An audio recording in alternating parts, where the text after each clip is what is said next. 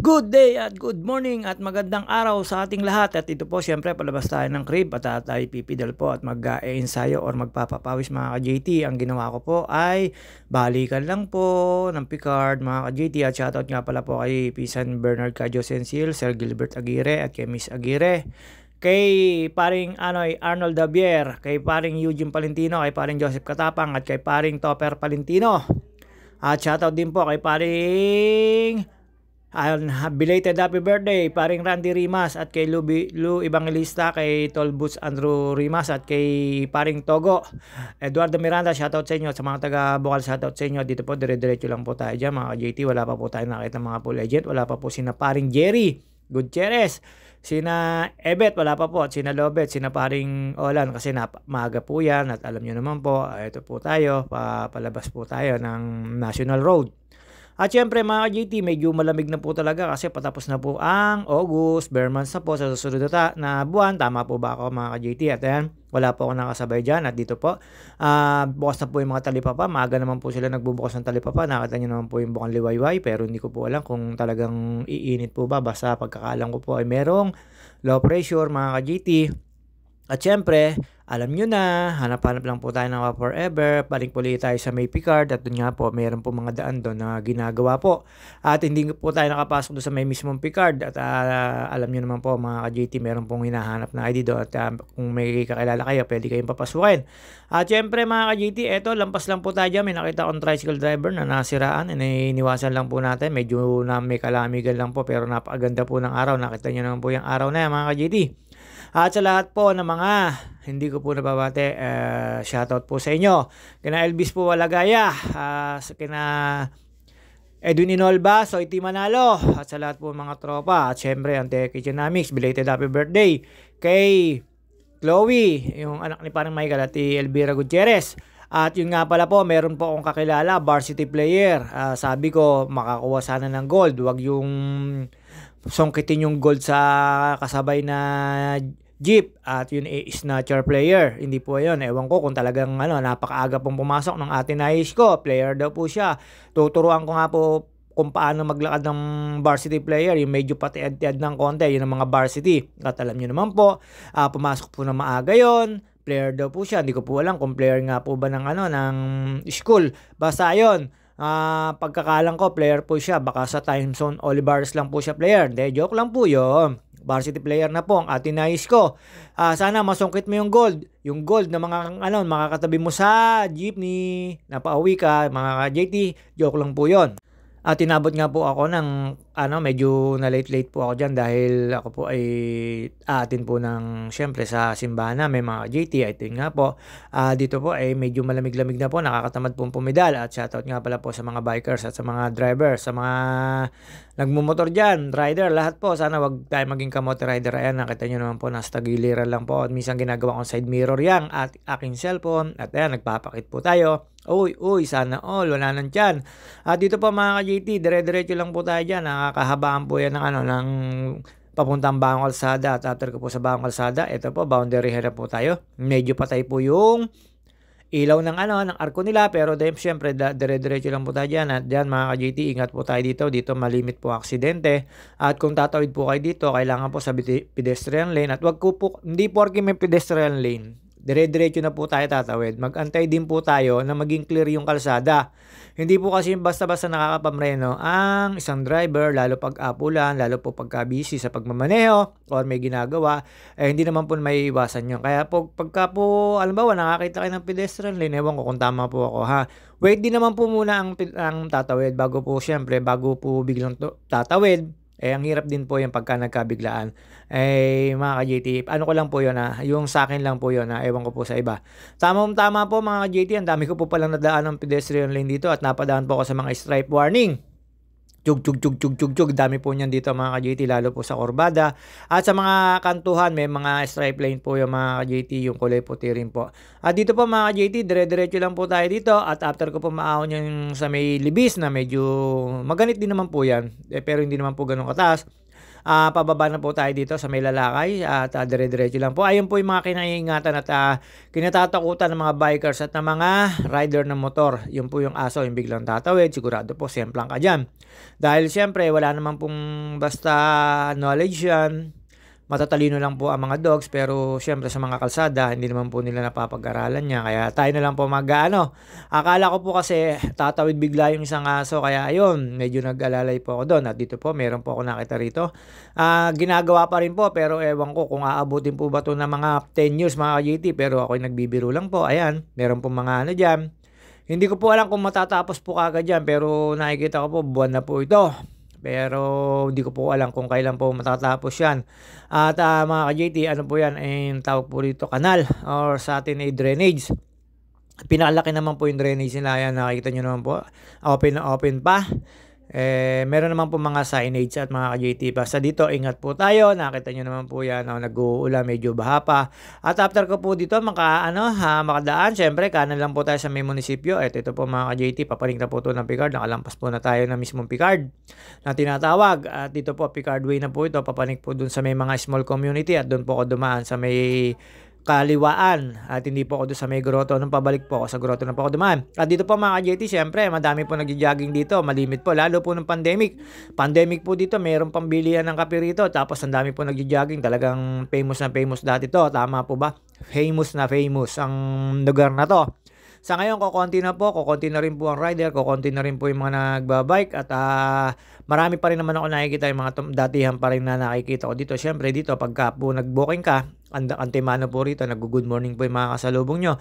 Nung pauwi po ako, marami po ako nakasalubong na mga bikers. At dito po, ayan, napakasipag po niyan. Ayan, tubig po na galing sa baba. Kasi po dito sa parting taas, sa may kalagitnaan, meron pong small na community rito na naigib po ng tubig sa baba. At ayan, shoutout daw, sabi ng mga estudyante. Ayan, nakita nyo naman po, aga-agang tumambay. Shoutout daw mga student. Hindi ko po alam kung saan sila estudyante.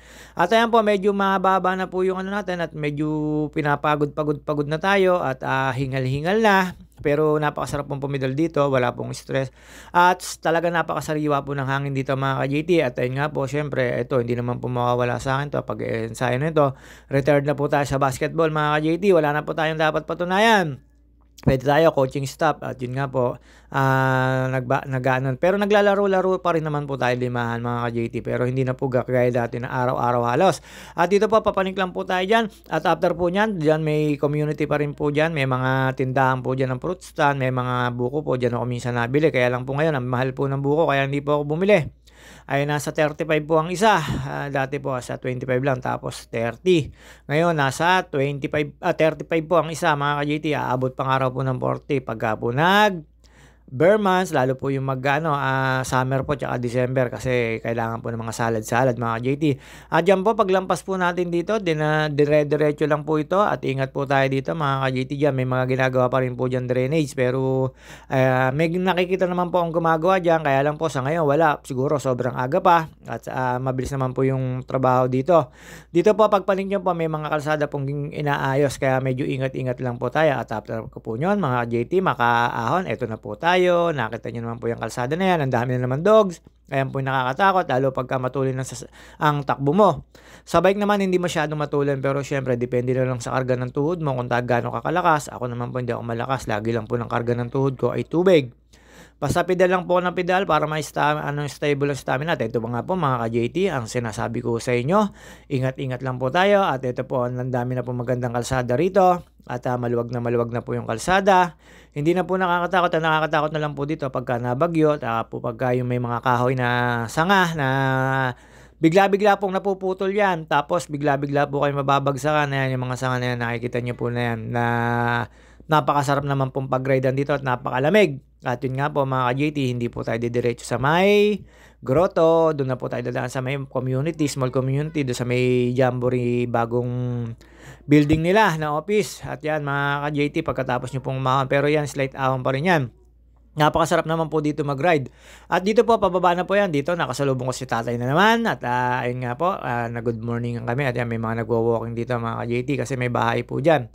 Pag dito ka naman po nakatira, sigurado po, kailangan nyo po ng service, motor or tawag dito, 4 wheels. Basta kailangan po ng service nyo rito dahil medyo malayo po dito at walang public transportation. Ayan, si tatay, ayan, 73 years old, napalakas pa pong umahon. Hindi biro ho itong inaahon niyan to, matarik po yan mga ka-JT. At yun nga po, pag dito po kayo napatira, kailangan nyo po ng motor or kahit anong transpong sasakyan na pang sarili, dahil po dito ay wala pong public na biyahe mga ka-JT. Dito po ay nasa loob po tayo ng Boy Scout of the Philippines, yung campingan nila. Diyan po may nagka-camping dyan, may mga basta marami po yan, depende po sa school. School po, by school lang nagka-camping dito mga ka-JT. Makikita nyo po yung pag summer or pag mayroong dyan, makikita nyo po na sarado po yan. Tapos marami po mga Boy Scout, tapos Girl Scout, may mga teacher at mga ka-JT dito. May small community po rito, magkaduksong po ito. Doon po ang labas ito sa mayroong guard at doon din naman po sa may kabila. At dito po syempre nakita nyo naman po regular sa umaga, parang probinsya na rin po naman talaga to ng Laguna, ay may nagwawalas at may nagsisiga mga ka-JT, although na kailangan na po na ipagbawal ang pagsisiga. Dito naman po hindi makikita kasi po talagang nakita nyo naman po yung mga down na yan, no? Dito po, ayan mga ka-JT, ayan, dahan-dahan na lang po ulit tayo. Talagang hindi tumabi si Doggy. At syempre, ako na lang po umiwas. Baka masagasaan ko pa, tataob pa po ako doon mga ka-JT. Ganun po talaga kalakas ang mga Doggy. At yan mga ka-JT, after ko po makalusong at makaahon, dito na po tayo sa St. Therese. Alam nyo naman po, attend lang tayo kahit papano. At pasalamat. At yun na nga po sa ama mga ka-JT. At dito po, wala po akong nakasabay dyan. Pero syempre, pagpasok ko po dyan, dinahandahan ko po ipasok ang bike at maririnig po ang pagpasok ng bike ko dyan.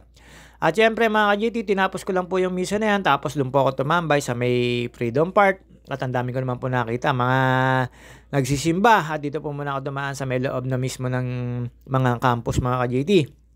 Ito po may mga daan po rito. At mga ka-JT, pwede pong 4 wheels dyan pero may one way po rito. Kaya ingat-ingat din po kayo. Minsan na akong huhuli po rito. Syempre may mga police dito, police stop or police guard. Basta may mga police UPLB dito na nagtitiket po tsaka yung mga bantay po mga ka-JT, kaya ingat po tayo. Diyan pwede ko kayong kumaliwa tapos sa may bandang oblation kanan po tayo. Pero ako ang ginawa ko po, dumiretso lang po ako mga ka-JT. Dito po ako dumaan sa may kabila, sa likod po, ayan, nakita nyo naman po, basta-basta tumatawid po yung mga estudyante. Siyempre, kailangan po natin pagbigyan yan. At ang dami ko po nakita dito pumapasok na estudyante. Talaga naman pong hectic schedule ng mga pumapasok ngayon, lalo po ngayon mga ka-JT. Siyempre, kailangan nila mga mag-aaral din. Ako, nung estudyante rin naman ako, ganun din naman po ako napasok. Minsan, pasok baon ako. Pero hindi ako naging varsity na kagaya ng atin na ko. Talaga namang iba na. Sana masungkit mo yung gold. Gold ng katabi mo sa jeep pag uwi. Joke lang po yun mga ka-JT. At ito po, meron po akong kilala, meron po akong kumare na nag-anak sa binyag. Ang malas nung bata. At syempre mga ka-JT, dito po, nakita nyo naman po, ayan, mga estudyante po yan. Tapos nandyan po yung mga school nila. Hindi ka na rin po magtatatawid dito o mag-iikot. Basta nandito lang po yung mga teacher or mga rooms. Yun nga po, tama po dyan. At si kuya, nakita nyo naman po, hindi siya mali doon. Sa pedestrian lane pa talaga napili na magbaba. Pero syempre, yun ang gusto nila. Wala tayong pakialaman ng trip, mga ka-JT. At dito po mga ka-JT, paglabas ko po rito, ayan. Syempre, tambay na po muna tayo dito. Mekos lang. Ayan, maliit na po yung tiyan ko. Konting-konti na lang. Mawawala na po yan. Konting diet pa, mga ka-JT. At syempre, tambay lang po tayo dito, sightseeing, pero wala po tayong nakita, puro boys ang ating nakita nag-jogging. Meron man hot lola, tsaka hot senior citizen, hot mama, meron din, pero meron akong nakakwentuhan dyan yung mga hot mama na nagbabike mga ka-JT. Hindi ko po alam kung tagasan po sila, pero nagsasama-sama lagi po sila dito. Pumapanik din po ng Piguard dyan, ng forestry. Ako naman po, hindi na po ako pumanik ng forestry. Nag-decide na lang din po ako na magbalikan sa Piguard mga ka-JT, at doon po ako naman pabalik ko doon sa may grotto at doon po sa may signage ng Boy Scout of the Philippines. Marami po ako nakasalubong ng mga bikers. At syempre mga ka-JT, mag-asa pa rin tayo na makakita tayo ng diwata or ng White Lady dito sa Mount Makiling mga ka-JT. Pangkaraniwan naman po natin panikin to. Syempre para ma-stay yung stamina. Sana matuloy kami sa darating na August 25 mga ka-JT. At ito po, alam nyo naman po mga ka-JT, pamekos lang po tayo dyan. Natin nga po, napag-decide na ako na dito na po ulit ako dumaan, pauwi. Dito may konting ahon pa rin po, hindi ko kagaya ng pabalik nito, yung papunta nitong ng papuntang Piguard, yung manggagaling ka dito sa UP, medyo banayad lang po yung pag-ahon. At dito po may nakita ako nagji-jogging, nagpi-picture, nagti-TikTok. At ang dami na rin po ako nakita mga nagwo-walking dito. At syempre mga ka-JT, ito lang po tayo. Hindi na po magtatagal ang video natin. At see you in my next video. Sa mga hindi ko po nabate, pasensya na po. At sa mga admin na nag-approve sa akin, maraming salamat po. At sa mga seafarer at sa mga tawag dito, OFW, shoutout sa inyo. Ingat po at good luck sa mga trabaho natin. Ingat po tayo.